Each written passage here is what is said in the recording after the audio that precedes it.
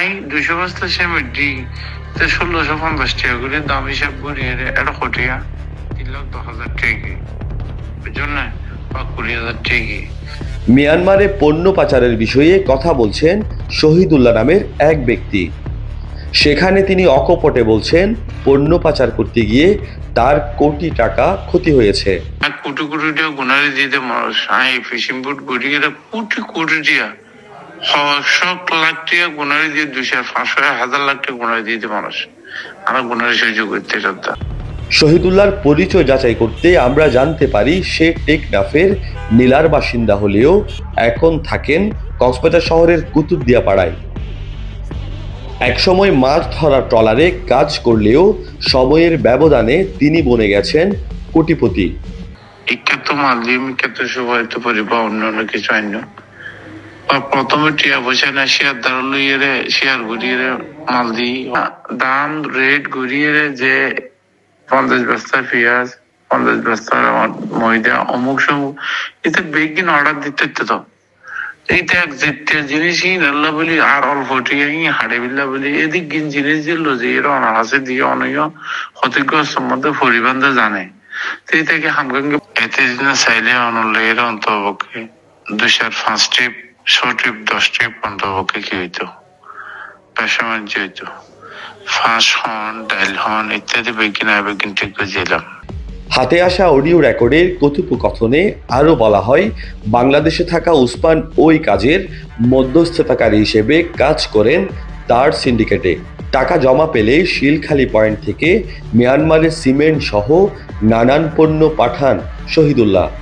কিন্তু টিয়াগা বাংলাদেশের মধ্যে উগ্র গভর্নমেন্টেরা তোমাদের কি তারপরে মানুষ জমা তা রয়েছে বলে ব্যবসা আর বুদ্ধিরও বুঝছুম মানুষের মাধ্যমে জমা করলে 500 দিয়া যাইব আমরা জিন কজন ডাইল হতে এনে দেওয়া যাইব ডিজেলে দেওয়া যাইব বেগিন দেওয়া যাবে ইনশাল্লাহ। ডিজেল বলতে তেলি বেড়ি দেওয়া যাইব তো কার্ফির মধ্যে ইনশাল্লাহ ব্যবসা বাণিজ্য করতে পারবেন মানে ইন্দিসার মধ্যে 15 তারিখে বন্ধ জীবে আছে এবার পুরো ইনশাল্লাহ মাল দিতে চাই তবে ওই শিল হালিরিন দি আমার মালকে লওয়া পড়বে আল্লাহ হতা আর কি ফাতানজার ভিতরে গলিয়ে গেলতে পারো আমাদের বোট দুশ্মারি বোট একা দুবার ডগ তুলিয়ে রাঁধতে পাই 1-2 লাখ টাকা মতো খরচ হয় তো ইয়ানেরই আর এখন হতে দুশ্মেন না আমাদের ব্যবসা করো আমাদের আঙ্কেল হতে আই একটি 50,000 টাকা করে হারা দিই 50,000 টাকা 1 লাখ টাকা করে হাট আমাদের অসুবিধা নেই।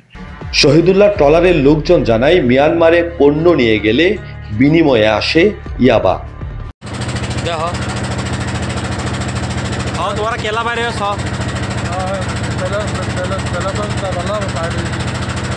तो तुम्हारा हॉटी में जोस टिंटी में जोस तो 80 पर तबला बारे होते या तो बर्मा तो क्या ना तुम्हारा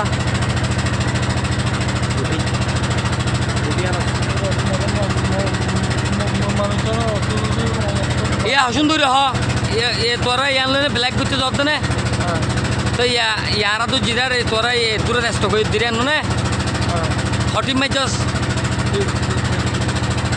এই শহীদুল্লাহর মুঠোফোন নাম্বারটি আমাদের হাতে আসে। যোগাযোগ করা হলে তিনি পরে কথা বলবেন জানিয়ে আর সাড়া দেননি।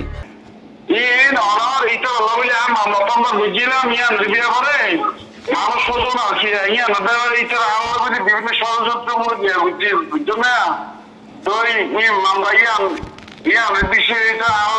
ষড়যন্ত্র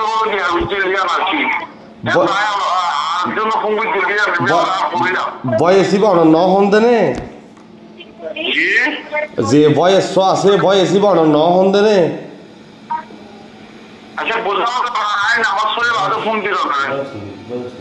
শুধু শহীদুল্লাহ নয় এমন অনেক সিন্ডিকেট জড়িত মিয়ানমার বাংলাদেশি পণ্য পাচারে। এই বিষয়গুলো খুব বিজিবিও জানে। আমার দেশের সার চলে যাচ্ছে পাশের দেশে, সেই সার দিয়ে তারা ফসল ফলাচ্ছে, তাদের উদরপূর্তি হচ্ছে, তারা বলিয়ান হয়ে একদিন আপনার সাথে যুদ্ধ করবে। তার বিনিময়ে কি পাচ্ছি আমরা? ইয়াবা, সিগারেট। আমি ভালো জিনিসগুলো দিয়ে দিচ্ছি, তার বিনিময়ে খারাপ জিনিসগুলো পাচ্ছি। তাহলে কি আমার দেশপ্রেম প্রশ্নবিদ্ধ নয়? এমনকি পাচারকারীরা ওপারে বাংকার তৈরির কথাও বললেন বিজিবির এই কর্মকর্তা। সিমেন্ট যাচ্ছে পাশের দেশে পাচার হয়ে, যাচ্ছে কিনা? সেই সিমেন্ট দিয়ে তারা সীমান্তের ওপারে দুর্গ করছে, বাংকার করছে। একদিন সেই বাংকার থেকে আপনাদের দিকে গুলি ছুড়বে। তবে পাচারের বিষয়ে সীমান্তে সতর্ক অবস্থানের কথা জানিয়েছে বিজিবি। তানভীর শিপু, GTN।